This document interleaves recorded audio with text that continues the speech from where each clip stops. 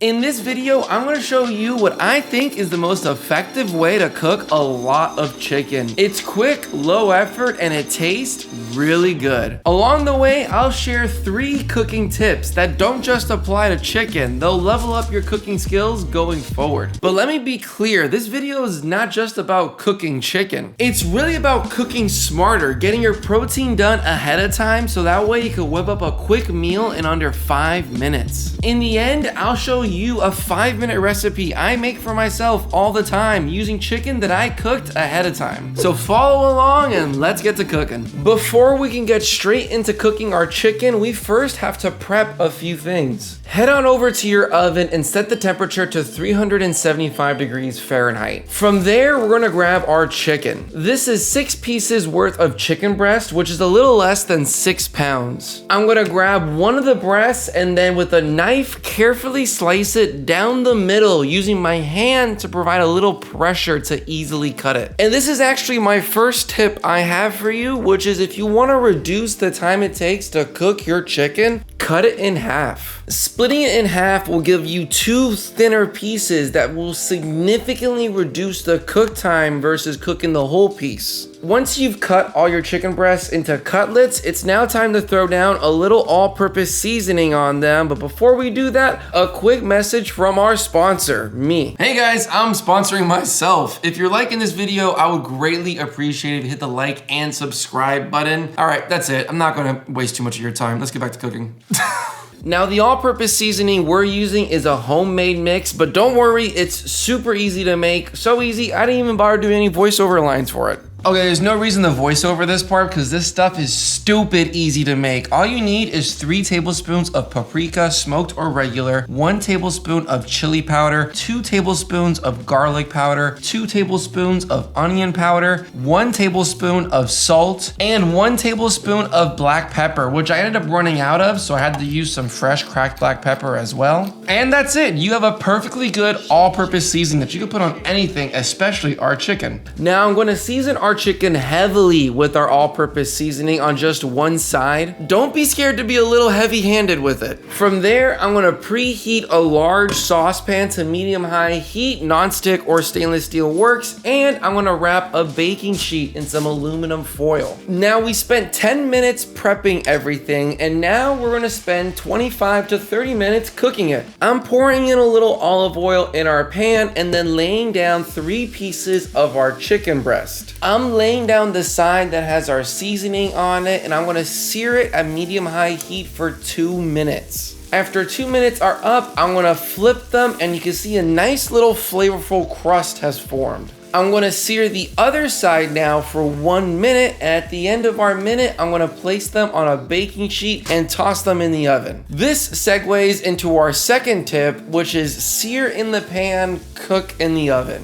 We have a lot of chicken to cook, and doing this all in a pan will take forever, which is why you should use your pan to sear the chicken, locking in and developing those nice flavors from our seasoning, and then use our oven to cook it the rest of the way. Now, it only takes 3 minutes to sear the chicken, and after 4 rounds, all of your chicken is seared and in the oven, cooking all the way through. And to make this recipe easier, I would suggest searing all your chicken first and then throwing them in the oven to fully cook. Doing both of them at the same time is admittingly a little tricky to keep up with everything, and you might have some overcooked chicken. Once all your chicken is in the oven, it should take around 10 to 20 minutes for them to cook fully, which is more than enough time to clean and put away everything you've been using. And this is actually going to be a bonus tip, which is clean as you cook. The cleaning process is always a pain, and it's so much easier if you're doing it as you're cooking. Once I finish cleaning, I pull the chicken out of the oven to check the internal temp, and if you don't have a meat thermometer like this, I highly recommend you get one.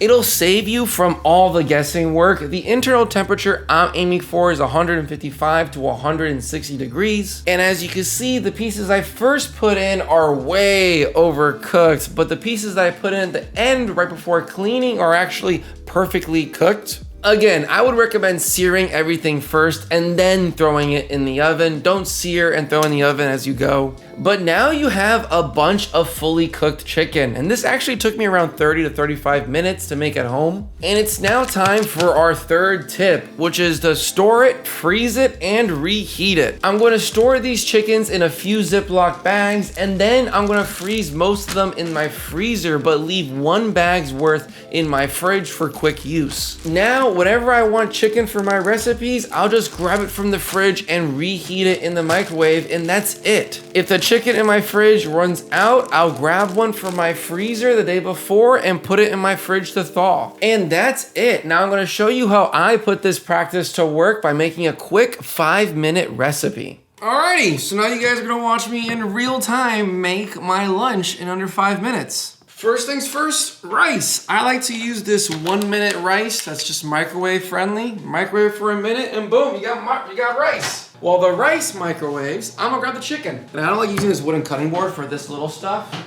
I'm gonna use this guy, my little tiny plastic one. And I'm gonna grab tongs just because I like using them. Perfect. I'll grab this guy, a nice little healthy big piece. I'll do 1 cut there, 1 cut there. Turn this whole guy, cut, cut, cut, cut, cut, cut, and cut. Wow, so easy. You're so cool, Xander. And just like that, our rice is done. So the chicken goes in a bowl like that, and now the chicken gets microwaved. I'm gonna microwave the chicken for 1 minute, and that gives me time to, actually I'm gonna cut one more thing. So this is romaine lettuce that I already chopped a few days ago, but you could just chop it, wash it, store it, and then you got chopped romaine lettuce like me. I am gonna chop a few cherries right now, as is. About 4 cherries, I think. Give that a nice little cut, that. Alrighty, and the last one right here.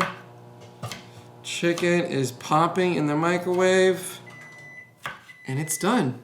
This chicken is smoking hot. Now what I like to do from here, get my rice, toss it in there. And then I'm gonna make it like a mustard curry chicken. So I'm gonna use my mustard curry from last week's video. Drop a little mustard curry in there. Give it a healthy mixing. This makes the rice get all yellow and whatnot. I'm gonna grab my shredded lettuce, put a little bit on top there, mix it in. And now, my tomatoes.